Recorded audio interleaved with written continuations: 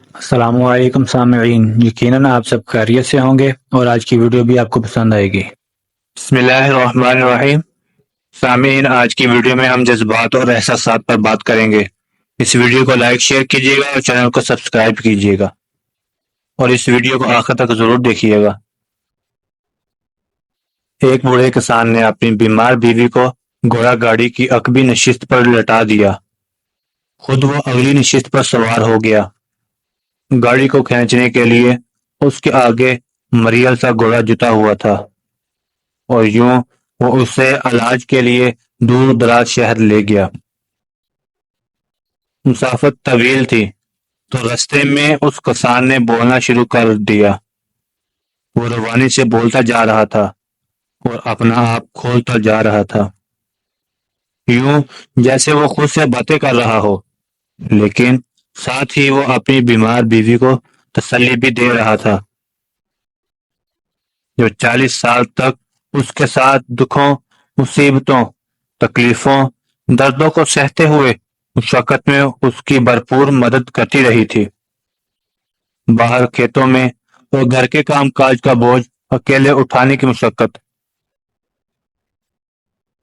کسان جیسے جیسے بولتا جا رہا تھا، اسے محسوس ہو رہا تھا کہ وہ گزشتہ برسوں میں اس کے ساتھ ظالمانہ اور غیر منصفانہ سلوک کرتا رہا ہے، اور اسے اب اس کے ساتھ نرمی اور محبت کے ساتھ پیش آنا چاہیے اور اسے میٹھے بول سے دلاسا دینا چاہیے۔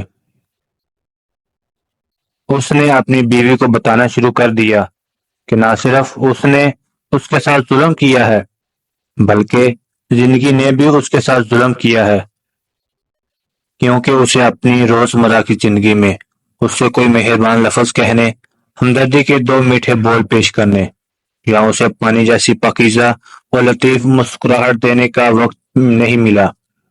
کٹن حیات میں آسانی کا ایک لمحہ بھی اسے نہ دے سکا۔ وہ شخص تمام راستے پچھتاوے کا احساس لیے یا سیت بھرے لہجے میں بغیر رکے بولتا رہا۔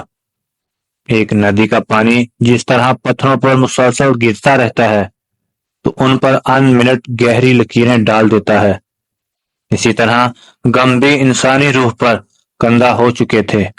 وہ ان غموں کا مداوع کرنا چاہتا تھا۔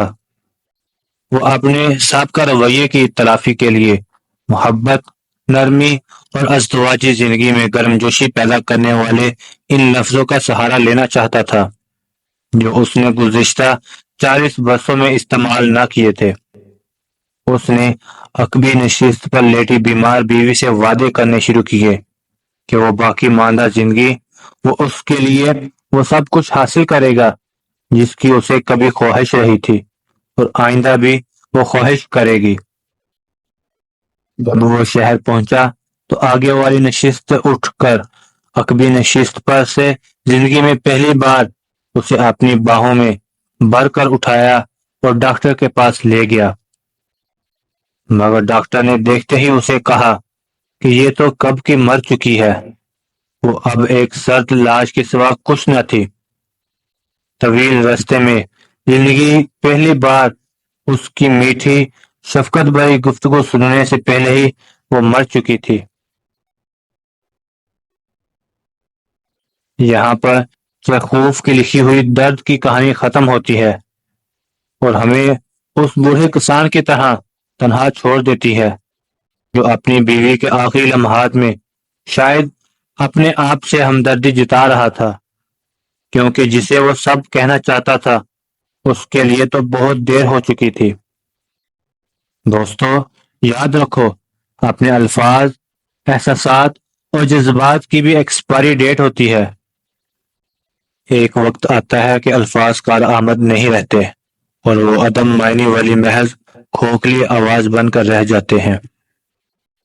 ایک مقررہ وقت کے بعد ہم جو کہنا چاہتے ہیں وہ الفاظ اپنا مطلب کھو چکے ہوتے ہیں۔ ہم ایک دوسرے کی قدر و قیمت اس وقت تک نہیں جانتے جب تک وہ چیز ہم سے کھو نہ جائے، اور ایک دوسرے کی قدر کرنے سے تاعمر ہچکچاتے رہتے ہیں اور یوں تمام وقت ان کہی میں گزار دیتے ہیں۔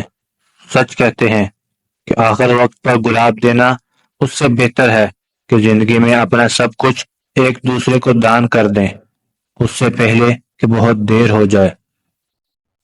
صحیح وقت پر شیرین سخن کرنا اس سے بہتر ہے کہ احساس و تعلقات ختم ہو جانے کے بعد طویل نظم لکھی جائے۔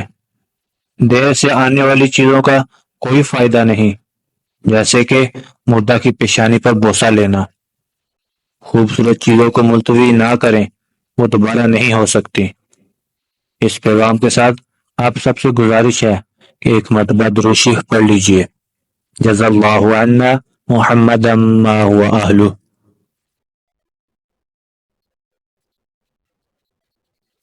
اس ویڈیو کو لائک کریں، شیئر کریں، کمنٹ کریں، خود بھی سبسکرائب کریں اور دوستوں کو بھی سبسکرائب کرنے کا کہیں۔ شکریہ۔